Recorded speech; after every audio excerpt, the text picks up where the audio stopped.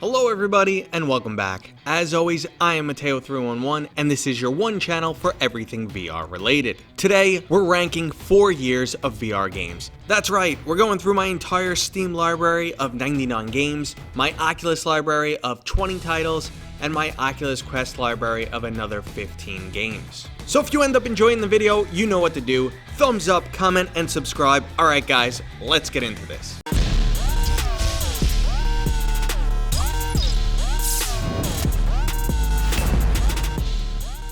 Alright, we're gonna blast through these titles, starting at the lowest ranked and ending with the best must-play games in VR. The lower ranked the game, the less time I'm gonna spend on it, and while I said there are over 100 titles, I will be skipping some early access titles and VR experiences that are under an hour long. So first on the list is Riff VR. Now this was supposed to be something similar to Rock Band in VR, but unlike Rock Band, I did not find any position fun or even satisfying. Singing was just simply karaoke, and both drumming and playing the guitar felt awkward.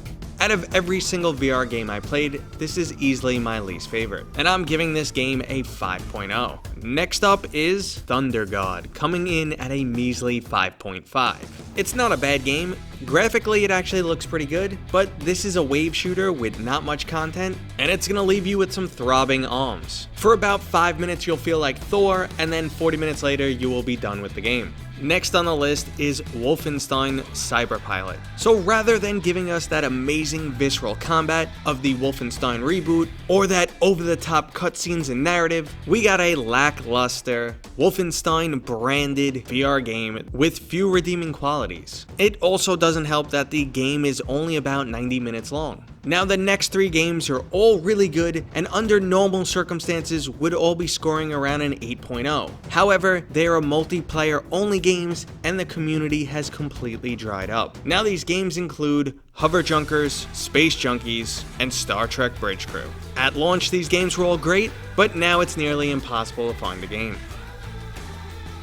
Now next on our list is Batman Arkham VR. It's a really cool experience, but it barely constitutes as a game. If you could find it on a super cheap sale price, then I think it's worth checking out. But it is also really short at around 40 minutes long. After the experience, you will walk away saying, wow, that was really cool, but then you have to face the fact that that is it. There is absolutely no more content. So next up is a title I think will probably be a little controversial because I'm hypercritical of it, and this is Espire 1 VR Operative. Now this was dubbed as the Metal Gear Solid of VR, but in reality, you can run and gun your way through this game, and it was really hard to take serious with multiple game-breaking bugs. Ultimately, this game suffered from being overhyped, and it truly failed to deliver. So next on my list is Rush. Now this is a wingsuit racing game, which conceptually sounds amazing in VR, but unfortunately it fails to be as exhilarating as it sounds it would be. Now it does have multiple comfort and control options,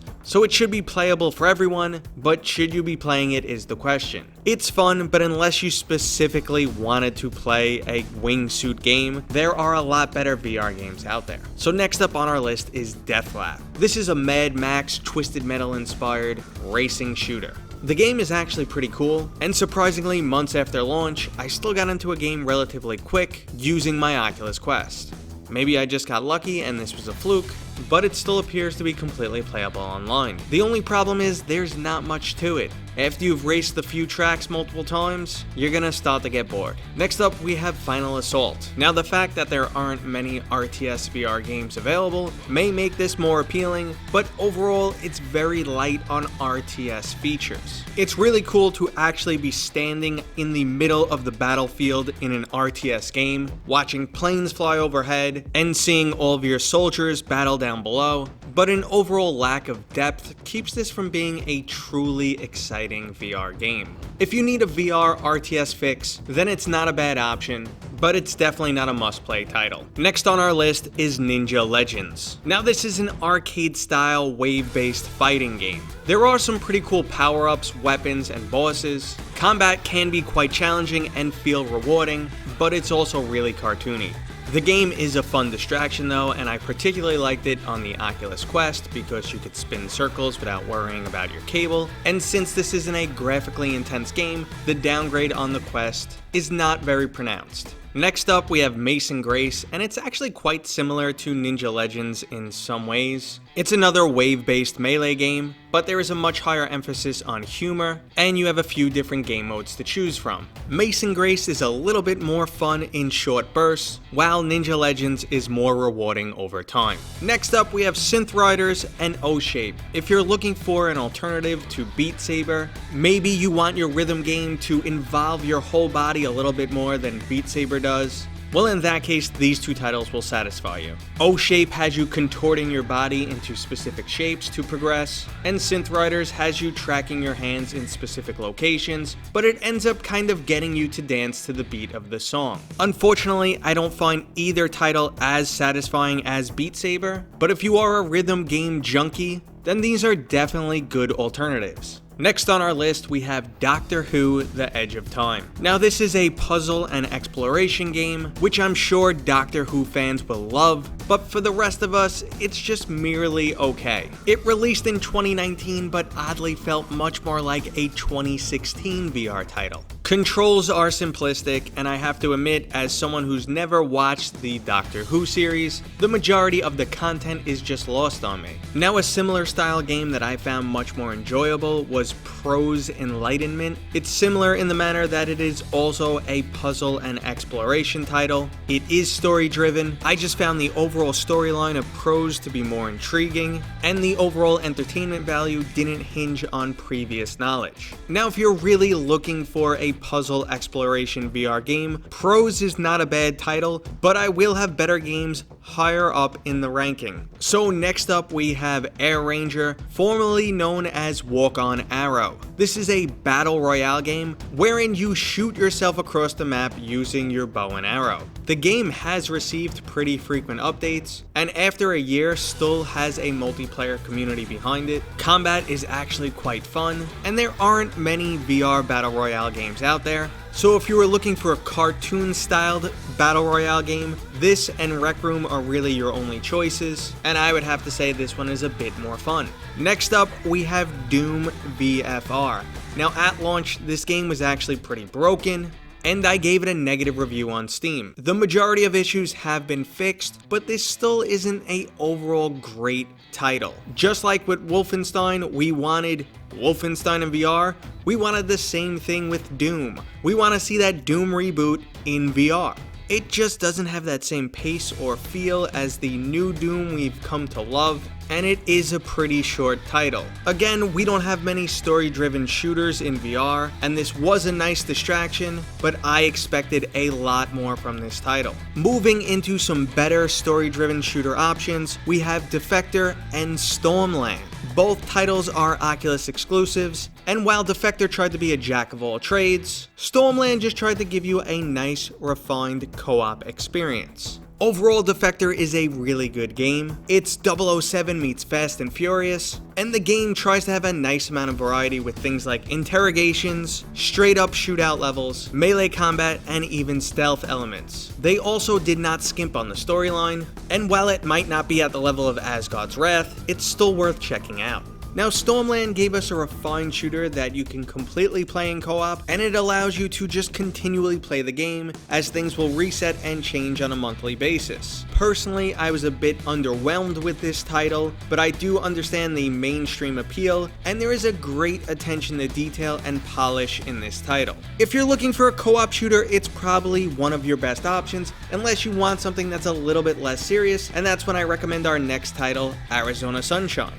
This is another story-driven co-op shooter, but this one you could take a little bit less seriously as you'll just be mowing down hordes of zombies. It's a fun time playing through once or twice with a friend, and they have added some nice DLC over time, so if you're looking for a co-op shooter that's just mindless fun, this is your best option. Unless of course you are looking for a co-op RPG, because then your game is Karnage Chronicles. This game is still in early access, but there have been frequent changes, and I actually loved the game before they even implemented multiplayer. Now, the RPG features are actually quite light, but there are different classes to play, combat is fun and engaging, and the environments are fantastic. I would really keep an eye on this title and pick it up at full release. Now, the next title on the list is Portal Stories VR. It's all the way up here because it's free. If you wanted to play Portal in VR, well, this is the game. It's pretty short but sweet, and again, it's really easy to recommend at that low price of free. I didn't find it as difficult as the original Portal game, but it is still pretty fun nonetheless. And don't worry, you won't be zipping through the air in VR. Now, the next title on the list is Richie's Plank Experience, and I know this isn't really a game, but I do love taking people semi-new to VR and throwing them on the plank. Obviously, I make sure they're ready for a more intense experience and don't make their first VR experience the plank. But it seems just as fun for the spectator as the participant, and it really makes VR social, as people get a kick out of watching someone try and traverse this plank. And this is a great segue for another title I always make people try in VR, and that is Space Pirate Trainer. This is easily my favorite wave shooter. I love everything from the selection of weapons, to the different enemy types, the strategies that you need to employ when engaging them, and the overall soundtrack. Now, another wave shooter with a little bit more depth is Raw Data. There is online play, you have multiple characters that you can level up, levels have a bit of variety, and there is a pretty cool storyline. It's a definite pick-up on sale title. Okay, so this list is progressing into a new level of recommendation. Up until this point, the games that I've listed, I would recommend a lot of them, but either on sale or if you are a fan of that specific genre. The next games I'm going to be talking about are either shining examples of their genre or have mainstream appeal. And the first game is Serious Sam 3. Now, if you want that classic fast-paced shooter action, Serious Sam is the game for you. While it is just Serious Sam ported into VR, the game runs and plays excellently. It's also a full game, so you're gonna get a lot of hours out of it, and then after you beat it, I highly recommend the Duke Nukem mod. If you were a fan of Serious Sam or just the old school shooters, you really gotta pick up this game, and it is on sale constantly. Now, another shooter I recommend, which has a completely different pace, is Robo Recall. There's just something completely addictive about this game, and you will unlock and level up weapons over time, just making you want to replay it again and again. Combat, however, is the most satisfying part of this game. The game really rewards you for getting better, and before you know it, you are teleporting at breakneck speed, ripping off limbs and heads, juggling enemies in the air, and throwing bullets back. There's no other shooter quite like this game. But if you were looking for another unique shooter, there's Superhot. There's nothing quite like Superhot.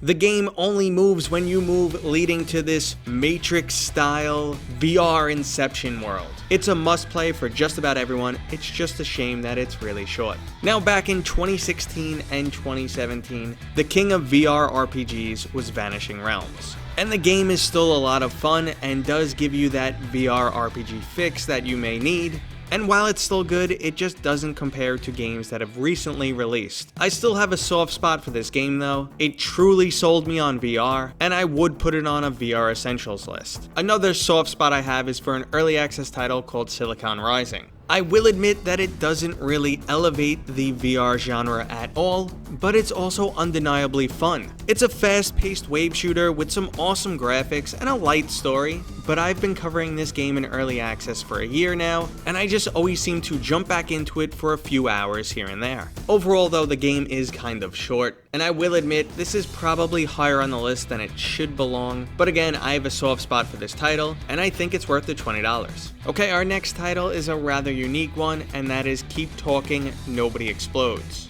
This is a really unique multiplayer puzzle game, one that may quickly turn your friends into enemies, but it is undeniably fun, and the flat screen version is enhanced in VR. It's one of those really easy to jump in games, but also very hard to master, and when you do successfully work together to defuse one of those harder bombs, there is a true feeling of accomplishment. I definitely recommend you check out this game. Next up is Until You Fall. This is a roguelite fighting game with some awesome graphics and really strategic combat. Rather than the swing like a madman and kill your enemies approach, or the aim for realism approach of Swords of Gargantua, Until You Fall just gives you unique combat mechanics. It can be quite strategic and hard to master, but it's truly rewarding, and the game itself is the best roguelike in VR right now. I would wishlist this title and consider picking it up at full release. Now our next game is actually made by the same company, Shell Games, and that is I Expect You to Die. Now this is actually just a VR escape room, but there is a huge attention to detail and an amazing sense of humor. This game is fun for everybody. While having to constantly replay a level after dying time and time again may become a bit frustrating, it is equally as satisfying when you complete a level. And at the same time, unexpectedly dying repeatedly never gets old. If you're not sure if you'll like the game, pick it up on sale, but I do really recommend it. Now the next two games are the easiest recommendation possible because they're both free. Now the first one is The Lab. This is Valve's collection of VR minigames. It's an amazing time killer and a great way to introduce people to VR. If you don't have it, just download it right now and go check it out. But if you haven't tried The Lab, I think you're living under a VR rock. Now the other free title is Rec Room, and I avoided this game for a long time, assuming it was too childish. While aesthetically and gameplay wise it is kid friendly, it's still another one of those undeniably fun titles. There's also an amazing selection of different game types, from battle royale to laser tag to even mini RPG quests. It's also an extremely social platform, and there is user-generated content. Getting the game is an absolute no-brainer. If you have nothing to play in VR right now, just download this and you could spend hours a day in VR. Speaking of playing hours per day, our next title is No Man's Sky. While the VR port had some issues at launch, and I still don't think it's perfect, No Man's Sky is one of those games that you can play forever. The sheer scope of things to do in No Man's Sky brings a vastness to VR that no other game can match. VR also brings a new perspective to an already loved game. No Man's Sky is that quintessential comeback story, and the fact that players are now given the opportunity to experience it in a completely different manner, and this just adds to an already great game.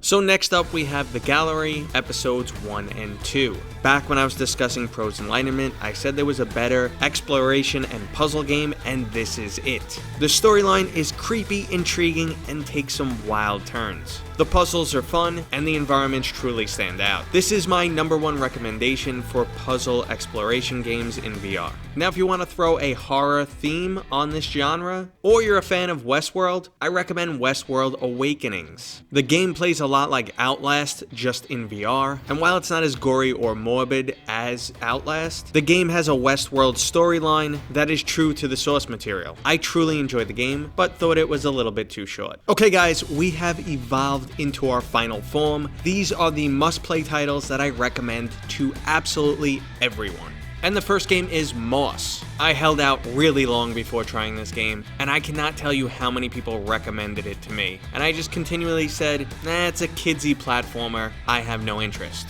Well, I was wrong. The level of detail and charm in this title is just absolutely undeniable. It completely hooked me in, and I did a full playthrough on both my Oculus Quest and my Valve Index. It's graphically stunning on PC VR, and while not as pretty, it's still just as fun on the Oculus Quest. Trust me on this one, and if you have any interest in playing a platformer in VR, this is the title. Next up, we have Lone Echo, and this is another Oculus exclusive with a higher production value. Travel to the edge of our solar system and uncover this amazing story, all while being weightless, both inside a space station and floating out into the great beyond. It's really easy to get sucked into this game, and a sequel is on the way, so that's a little more incentive to jump right in. Our next must play is Pavlov. Now this title is 100% Counter-Strike in VR. It brings that addictively fun multiplayer content, and also those amazing mods like TTT and Zombies. It is the most popular VR shooter for a reason, and it's coming to the Oculus Quest. If you have any interest in competitive shooters, or even online cooperative shooters, this is the game to get. Next up is Budget Cuts 2, and if you think I missed Budget Cuts 1 in this list, well then you're right. I will admit I never played through the entire first game, but I did play the second one, and I found the storyline and gameplay extremely entertaining. The later edition of Mutators gave this game mainstream appeal, as arguably one of its best mechanics, the teleportation system, was just not loved by everyone. Opening this game up to other players with options like smooth locomotion and aim assist made this a game that everyone can enjoy. The cartoon art style plays great in VR, and by default there's a perfect level of difficulty in this game. Moving on to another easy recommendation, which is Vader Immortal. It's a linear story-driven game with some fighting mechanics and a melee dojo for replayability. It's chopped up into 3 separate games, episode 1, 2, and 3, and while mechanically quite simplistic, this is a game that anyone can enjoy, everyone from newbies to experienced VR players. Seeing Vader for the first time in VR, or getting to experience the planet of Mustafar is almost breathtaking, which ends up making this a must-try VR experience. Next up is the game I'm sure everyone knows, and that is Beat Saber. The game is kinda like sex, in that even if you're not good at it, you end up enjoying it. Listen, if you made it 21 minutes into this video, I'm allowed to crack inappropriate jokes. But joking aside, Beat Saber is one of those games that you just jump into and you say, wow, this is a lot of fun. And then you could spend hundreds of hours mastering it to godlike levels. If you see what some people are capable of online, it's just mind-boggling. So if your main goal is VR fun, boom, right here, nailed it, get Beat Saber. Next up, we have The Walking Dead Saints and Sinners, and this is an absolute, complete VR triumph. Walker slaying is just truly satisfying. With dismemberment, decapitation, and that mechanic where your weapon just gets stuck in an enemy's skull, beating zombies just never gets old. What does get a little old though is your stamina and the fact that zombies will respawn in buildings. That and the fact that this game can be a bit too scary for some people are the only things you can really complain about though. Otherwise, this game is just absolutely amazing. It delivers a true Walking Dead experience in all of its intensity. If you don't mind being creeped out and you can handle free locomotion in VR games, The Walking Dead Saints and Sinners is a must play. Now another must-play title that also requires you to have your VR legs is Boneworks. This experimental physics VR shooter is absolutely groundbreaking. While it does have a decent amount of jank to it, it is easily the most innovative VR game to date. The array of weapons, enemies, and combat mechanics are just unmatched by any other title. While the campaign itself is just simply cool, the sandbox mode is fantastic. There's also a decent amount of unlockables and replayability to this game. If a VR-based sandbox title interests you, absolute no-brainer, Boneworks is easily one of my favorite VR titles.